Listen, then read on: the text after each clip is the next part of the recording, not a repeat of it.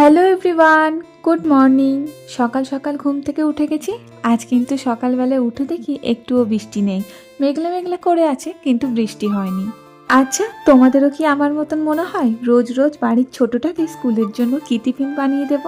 কাল দুপুরবেলায় পালং শাক করেছিলাম, তো ওখান থেকে অল্প একটু টিফিনে ভরে রেখে দিয়েছিলাম। সকালবেলায় পালং শাকটাকে ভালো করে মিক্সিতে পেস্ট করে আটা দিয়ে মাখিয়ে লই করে নিয়েছিলাম, আর আগের থেকেই দুটো আলুও সেদ্ধ করে রেখেছিলাম। এবার লইগুলোকে রুটির মতন করে বেলে তাওয়াতে এপিট ওপিট ভালো করে সেঁকে নেব।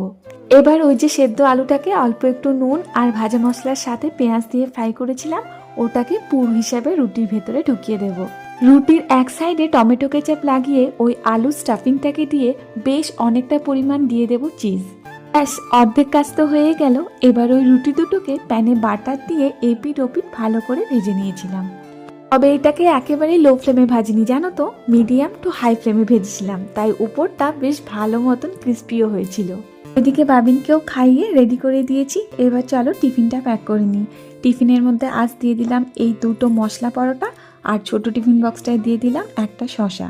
অন্যদিন বড়টার মধ্যেই ছোটটা ঢুকে যায়, কিন্তু আজ ঢুকলো না, তাই দুটোকে আলাদা আলাদা করে দিয়েছি। ঘড়িতে এখন 8টা 15। আমাদের স্ট্যান্ডে বাস মোটামুটি ওই 8টা 20 নাগাদ আসে। মেঘ কিন্তু এরই মধ্যে একেবারে কালো করে গেছে। ওই যে বাসও চলে এসেছে। চলো এখন তবে যাই, আবার পরে দেখা হচ্ছে, টাটা।